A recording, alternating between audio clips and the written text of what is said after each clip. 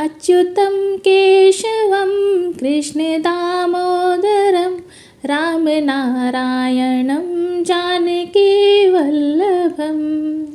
हरे कृष्णा, स्वागत है आपका।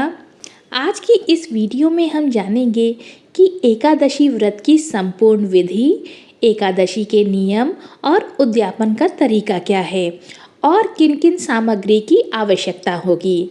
जानेंगे कि किस माह में उद्यापन किया जाता है और एकादशी में क्या करें क्या ना करें, एकादशी की शुरुआत कैसी हुई थी। एकादशी की हम संपूर्ण जानकारी आज इस वीडियो में आपको मिलेगी। हर माह में 2 बार एकादशी का व्रत रखा जाता है। इस व्रत को श्रेष्ठ व्रतों में से एक माना गया है। सबसे पहले जान लेते हैं कि कैसे हुई एकादशी व्रत की शुरुआत, क्या है इस व्रत की महिमा और अगर लोग इस व्रत को रखना चाहें तो किस एकादशी से इस व्रत की शुरुआत करनी चाहिए। एकादशी व्रत काफ़ी पुण्यदायी माना जाता है। कहा जाता है कि यह व्रत आपको जन्म मरण के चक्र से मुक्ति दिला सकता है। साल भर में कुल 24 एकादशी के व्रत पड़ते हैं। जिस वर्ष अधिक मास रहता है तब उस वर्ष 26 एकादशी पड़ती है। हर माह एक एकादशी व्रत शुक्ल पक्ष में और एक कृष्ण पक्ष में रखा जाता है। सभी एकादशियों के नाम और महत्व भी अलग अलग हैं। आमतौर पर जब किसी को एकादशी का व्रत रखना होता है तो वो किसी भी शुक्ल पक्ष की एकादशी से इस व्रत की शुरुआत कर देते हैं, लेकिन वास्तव में एकादशी की व्रत की शुरुआत उत्पन्ना एकादशी से करनी चाहिए। ये एकादशी मार्गशीर्ष माह में आती है और इसे ही पहली एकादशी माना जाता है। अब जान लेते हैं कि एकादशी व्रत की शुरुआत कैसे हुई थी। एकादशी व्रत की उत्पत्ति को लेकर एक कथा प्रचलित है। कथा के अनुसार मुन नाम के एक असुर के साथ भगवान विष्णु का लंबे समय तक युद्ध हुआ। जब युद्ध करते करते विष्णु भगवान थक गए तो वे बद्रिका आश्रम में गुफा में जाकर विश्राम करने लगे। नारायण को ढूंढते हुए मुर भी उस गुफा में पहुंच गया और निद्रा में लीन भगवान को मारने का प्रयास किया। उसी समय भगवान विष्णु के शरीर से एक देवी का जन्म हुआ और उस देवी ने मुर का वध कर दिया।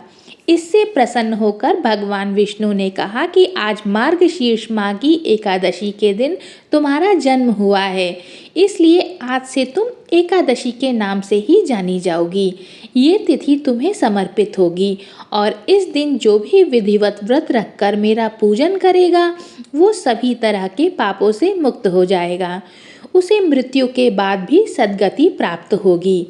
चूँकि एकादशी भगवान विष्णु की माया के प्रभाव से जन्मी थी, इसलिए एकादशी का व्रत रखने वाले मोह माया के झंझट से मुक्त हो जाते हैं और मोक्ष की ओर अग्रसर हो जाते हैं। भगवान कृष्ण ने भी समझाया था एकादशी व्रत का महत्व। द्वापर युग में भगवान श्री कृष्ण ने भी पांडवों को एकादशी के व्रत का महत्व बताया था। कहा जाता है कि एक बार युधिष्ठिर ने भगवान श्री कृष्ण से पूछा कि हे माधव, ऐसा कोई मार्ग बताइए जिससे समस्त दुखों और त्रिविध तापों से मुक्ति मिल जाए, हजारों यज्ञों के अनुष्ठान के समान पुण्यदायी फल प्राप्त हो और इस जन्म मरण के चक्र से मुक्ति मिल जाए। तब श्री कृष्ण ने पांडवों को एकादशी व्रत को विधिवत रहने की सलाह दी थी। आइए अब जान लेते हैं कि एकादशी व्रत के क्या नियम हैं। एकादशी व्रत के नियम दशमी तिथि से शुरू होकर द्वादशी तक चलते हैं। दशमी की शाम को सूर्यास्त से पहले सात्विक भोजन करें और रात में जमीन पर या आसन बिछाकर सोए। सुबह स्नान आदि के बाद व्रत का संकल्प लें और विधिवत नारायण का पूजन करें। व्रत कथा पढ़ें। इसके बाद अपनी क्षमता अनुसार फलाहार लेकर या बिना लिए जैसे भी संभव हो वैसे व्रत रखें। रात में जागकर नारायण का ध्यान करें, भजन कीर्तन करें। अगले दिन स्नान आदि के बाद किसी ब्राह्मण को भोजन कराएं, उसे सामर्थ्य के अनुसार दान दें और इसके पैर छूकर आशीर्वाद लें। फिर व्रत का पारण करें। एकादशी के दिन यथाशक्ति अन्न दान करें, किंतु स्वयं किसी अन्य का दिया हुआ अन्न कदापि ग्रहण ना करें। किसी कारणवश निराहार रहकर व्रत करना संभव न हो तो एक बार भोजन करें। इस दिन दूध या जल का सेवन कर सकते हैं। एकादशी व्रत में शकरकंद, कुट्टू, आलू, साबूदाना, नारियल, काली मिर्च, सेंधा नमक, दूध, बादाम, अदरक, चीनी आदि पदार्थ खाने में शामिल कर सकते हैं। एकादशी का उपवास रखने वालों को दशमी के दिन मांस, लहसुन, प्याज, मसूर की दाल आदि निषेध वस्तुओं का सेवन नहीं करना चाहिए। एकादशी के दिन प्रातः लकड़ी का दातून न करें। इस दिन वृक्ष से पत्ता तोड़ना वर्जित है, अतः स्वयं गिरा हुआ पत्ता लेकर सेवन करें। नींबू, जामुन या आम के पत्ते लेकर चबा लें और अंगुली से कंठ साफ कर लें। यदि यह संभव न हो तो पानी से 12 बार कुल्ले कर लें। एकादशी, जिसे ग्यारस भी कहते हैं, उस दिन व्रतधारी व्यक्ति को गाजर, शलजम, गोभी, पालक इत्यादि का सेवन नहीं करना चाहिए। एकादशी पर श्री विष्णु की पूजा में मीठा पान चढ़ाया जाता है, लेकिन इस दिन पान खाना भी वर्जित है। फलों में केला, आम, अंगूर, बादाम, पिस्ता इत्यादि अमृत फलों का सेवन करें। सूखे मेवे जैसे बादाम, पिस्ता आदि का सेवन किया जा सकता है। एकादशी तिथि पर जौ, बैंगन और सेमफली नहीं खानी चाहिए। इस व्रत में सात्विक भोजन करें। मांस, मदिरा या अन्य कोई भी नशीले पदार्थ का सेवन नहीं करें। प्रत्येक वस्तु प्रभु को भोग लगाकर तथा तुलसी दल छोड़कर ग्रहण करना चाहिए। आइए अब जान लेते हैं कि एकादशी व्रत के पारण के नियम क्या हैं। इस व्रत के पारण में कुछ विशेष चीज़ों का प्रयोग करने से आपको व्रत का संपूर्ण फल प्राप्त होता है और देवतागण भी प्रसन्न होते हैं। आइए अब जान लेते हैं कि वो क्या हैं चीज़ें। एकादशी के व्रत को समाप्त करने को पारण कहते हैं। एकादशी व्रत के अगले दिन सूर्योदय के बाद पारण किया जाता है।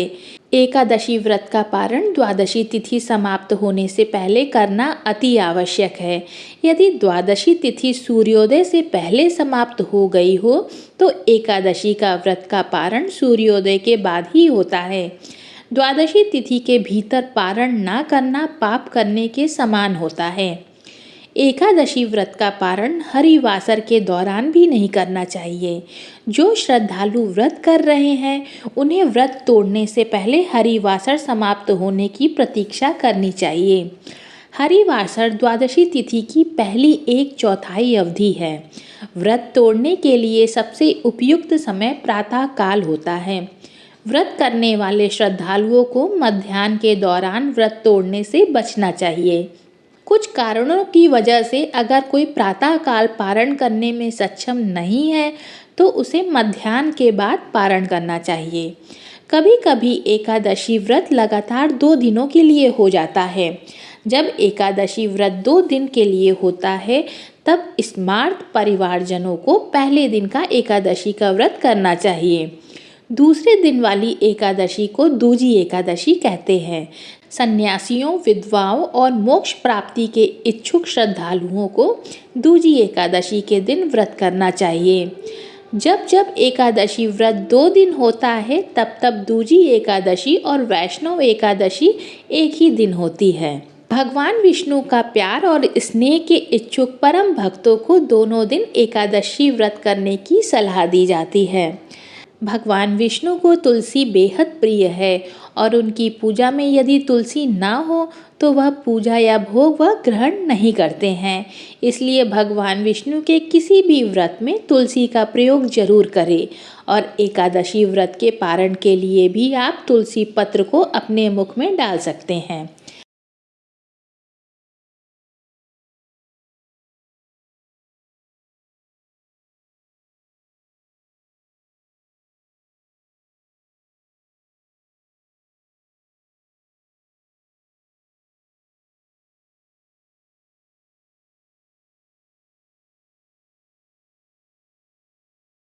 आइए अब जान लेते हैं कि एकादशी व्रत का उद्यापन कैसे करते हैं। क्या है उद्यापन का तरीका और किन किन सामग्रियों की आवश्यकता होती है। इसका उद्यापन देवताओं के प्रबोध समय में ही एकादशी के व्रत का उद्यापन किया जाता है। विशेषकर मार्गशीर्ष के महीने में, माघ महीने में या भीम तिथि अर्थात माघ शुक्ल एकादशी के दिन ही इस व्रत का उद्यापन करना चाहिए। चतुर्मास में उद्यापन नहीं करना चाहिए। जब आपकी 24 एकादशियाँ पूर्ण हो जाती हैं तब आप इसका उद्यापन कर सकते हैं। आइए जान लेते हैं कि एकादशी व्रत का उद्यापन कैसे करें। एकादशी व्रत के दिन और उद्यापन पर ब्राह्मणों को भोजन करवाना चाहिए। पूजन कितना भी बड़ा या छोटा हो, सभी व्रतियों को श्रद्धा के साथ इसे करना चाहिए। एकादशी व्रत का उद्यापन किसी योग्य आचार्य के मार्गदर्शन में करना चाहिए। उद्यापन में 12 माह की एकादशियों के निमित्त 12 ब्राह्मणों को पत्नी सहित निमंत्रित किया जाता है। उद्यापन पूजा में तांबे के कलश में चावल भरकर रखे। अष्टदल कमल बनाकर भगवान विष्णु और लक्ष्मी का षोडशोपचार पूजन किया जाता है। पूजन के बाद हवन होता है और सभी ब्राह्मणों को फलहारी भोजन करवाकर वस्त्रदान आदि दिया जाता है। क्यों जरूरी होता है उद्यापन विधि? किसी भी व्रत की पूर्णता तभी मानी जाती है जब विधि विधान से उसका उद्यापन किया जाए। उद्यापन करना इसलिए भी आवश्यक है क्योंकि हम जो व्रत करते हैं उसके साक्षी तमाम देवी देवता, यक्ष, नाग आदि होते हैं। ऐसे में उद्यापन के दौरान की जाने वाली पूजा और हवन से उन सभी देवी देवताओं को उनका भाग प्राप्त होता है। इस दौरान किए जाने वाले दान दक्षिणा से व्रत की पूर्णता होती है और मन इच्छा का फल मिलता है। आज की वीडियो में आपने एकादशी व्रत की संपूर्ण जानकारी प्राप्त की। उम्मीद है कि आपको ये वीडियो पसंद आई होगी। वीडियो अगर पसंद आई हो तो वीडियो को लाइक करके, अगर चैनल में नए हो तो आप चैनल को सब्सक्राइब करिए।